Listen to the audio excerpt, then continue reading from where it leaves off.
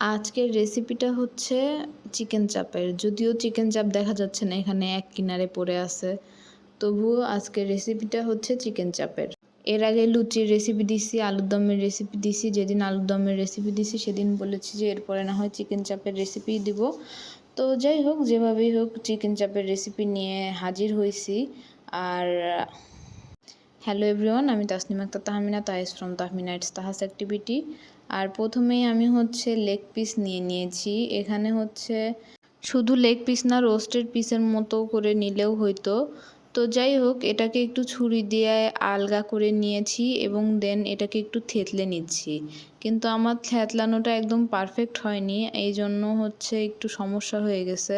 ভিতরে হাড্ডির উপর একটু বাড়ি লেগেই ভিতরের থেকে যেই ক্যালসিয়াম না কি বলে ওটাকে, যে এটাকে আমরা ক্যালসিয়ামই বলি, যাই হোক ওটা বের হয়ে গেছে। তো যাই হোক, চিকেন পিসগুলোকে থেতলিয়ে নেওয়ার পরে এখন মেরিনেট করতে চলে যাব। আর তার জন্য প্রথমেই হাফ টি স্পুনের মতো আমি সরিষা বাটা দিয়েছি। এখানে আমি কালো সরিষা বাটা দিয়েছি, আপনারা চাইলে সাদা সরিষা বাটা দিতে পারেন। দেন আমি বাদাম বাটা দিয়ে দিলাম, চীনা বাদাম বাটা এবং কাঠবাদাম বাটা। দেন 1.5 টেবিল চামচের মতো আদা রসুন বাটা দিয়ে দিয়েছি।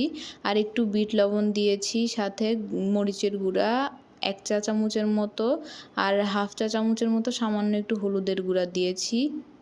তারপরে এখানে দারুচিনি, লবঙ্গ, গোলমরিচ একটু টেলে নিয়ে ব্লেন্ড করে গুঁড়ো করে রেখেছিলাম, সেটা দিয়ে দিয়েছি। স্বাদ মতো লবণ দিয়ে দিয়েছি আর একটুখানি দুধ দিয়ে দিয়েছি।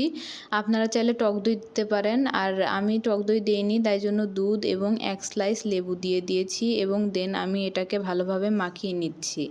আমি এখানে 1.5 চামচের মতো আদা রসুন বাটা দিয়েছিলাম। আপনারা চাইলে যদি একসাথে মিক্স করে না দেন তাহলে প্রায় 1 চামচের মতো আদা বাটা এবং 1 চামচের মতো রসুন বাটা দিতে পারেন।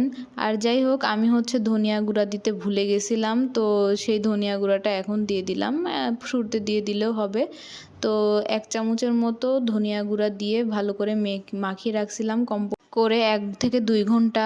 আপনারা চাইলে সারা রাতও ম্যারিনেট করতে পারেন, তখন হচ্ছে ফ্রিজে রেখে ম্যারিনেট করে রেখে দিবেন। দেন হচ্ছে বের করে এটাকে হচ্ছে একটু বেসনের সাথে কোট করে, কিছু দিয়েই আর কোট করতে হবে না, অলরেডি হচ্ছে চিকেনটা ভেজা ভেজা আছে, জাস্ট বেসনের সাথে লাগালেই সব বেসনগুলো গায়ের সাথে লেগে যাবে।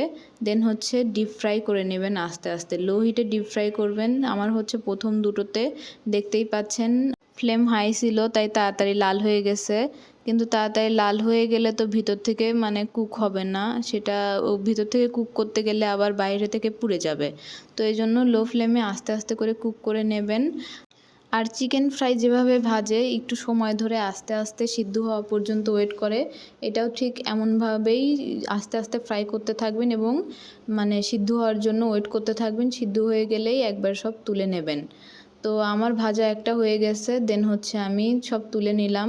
দেন আমি প্রথমটা তো দেখলেন বেসন দিয়েই কোট করে দিলাম। এখন এই দুটা পিস আমি হচ্ছে বেসন ছাড়া কোট করে দেখলাম কীরকম লাগে।